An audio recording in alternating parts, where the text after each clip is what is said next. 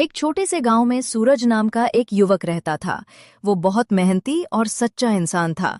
सूरज एक छोटी सी दुकान पर गर्मा गर्म पकवान बनाता था। उसकी पकवान इतनी स्वादिष्ट थीं कि लोग दूर दूर से खाने आते थे। सूरज की दुकान के सामने एक बड़ा आलीशान भोजन भंडार था, जिसे रतनलाल चलाता था। रतनलाल बहुत लालची और घमंडी था। उसकी भोजन की कीमत 10 रुपए थी और उसकी दुकान पर भीड़ कम होने लगी थी, क्योंकि उसकी भोजन सूरज जितनी स्वादिष्ट नहीं थी। एक दिन रतनलाल ने देखा कि सूरज की दुकान पर ग्राहकों की लंबी कतार लगी हुई है, जबकि उसकी दुकान पर मक्खियां भिनभिना रही थीं। ईर्ष्या से जलकर रतनलाल ने एक धोखे भरा फैसला लिया। अगले दिन रतनलाल ने अपनी दुकान के बाहर बड़ा सा बोर्ड लगा दिया। आज की स्पेशल 1 रुपए में गर्मा गर्म प्लेट। कुछ ही देर में रतनलाल की दुकान पर जबरदस्त भीड़ लग गई। लोग सूरज की दुकान को भूल गए और रतनलाल के पास दौड़ पड़े। भीड़ में से एक आदमी आगे आया और बोला, सेठ जी, 1 रुपए वाली प्लेट देना। रतनलाल ने उसे प्लेट दी। आदमी ने मजे लेकर पूरी प्लेट खत्म की। वाह, क्या मजा आ गया। लाओ सेठ जी, पैसे लो। आदमी ने 1 रुपए का सिक्का आगे बढ़ाया। रतनलाल ने हंसकर कहा, रुपए नहीं भाई, तुम्हारी प्लेट के 50 रुपए हुए। आदमी चौंक गया। क्या? 50 किस बात के?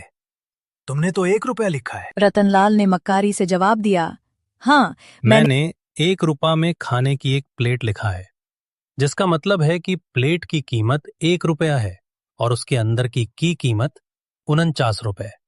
प्लेट के पैसे अलग और खाने के अलग। ये तो सरासर धोखाधड़ी है। लेकिन रतनलाल ने किसी की नहीं सुनी। इस तरह से रतनलाल ने बहुत पैसा कमाया। सूरज को रतनलाल के इस गलत धंधे के बारे में पता चला। उसका मन बहुत दुखी हुआ। अगले दिन सूरज ने भी अपनी दुकान के बाहर एक बोर्ड लगाया, सिर्फ 5 रुपए में गर्मा गर्म थाली, कोई छिपा हुआ चार्ज नहीं।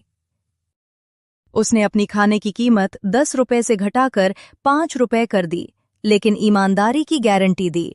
शुरुआत में तो लोग रतनलाल के डर से सूरज की दुकान पर नहीं आए। उन्हें लगा कि ये भी कोई धोखा होगा। तभी शहर का एक प्रतिष्ठित और जानकार व्यक्ति धर्मपाल जी सूरज की दुकान पर आए। सूरज बेटा, क्या सच में 5 रुपए में पूरी थाली मिलेगी?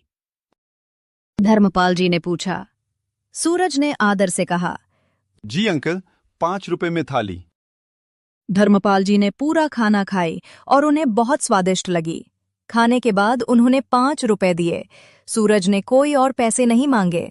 धर्मपाल जी ने मुस्कुराकर कहा, तुम्हारी ईमानदारी की कीमत इन 5 रुपए से बहुत ज्यादा है बेटा। उन्होंने पूरे शहर में सूरज की ईमानदारी के बारे में बताया। अगले ही दिन सुबह होते ही सूरज की दुकान पर फिर से भीड़ उमड़ पड़ी। सबने देखा कि सूरज 5 रुपए में सच में पेट भरकर खिला रहा है और कोई अतिरिक्त शुल्क नहीं ले रहा है। धीरे धीरे लोग रतनलाल की धोखेबाजी को समझ गए और उसकी दुकान खाली हो गई। कुछ ही दिनों में सूरज की कमाई दोगुनी चौगुनी हो गई।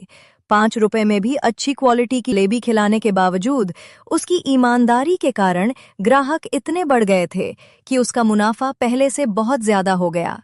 उसने अपनी कमाई से एक बड़ा दुकान खोल लिया और उसका नाम रखा सूरज का ढाबा। वहीं रतनलाल का धोखा जब सबके सामने आया तो लोग उस पर गुस्सा हुए। उसका व्यापार चौपट हो गया।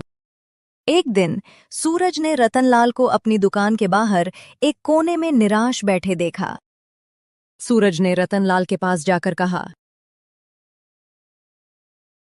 सेठ जी, ईमानदारी कभी 10 रुपए या 50 रुपए में नहीं खरीदी जा सकती।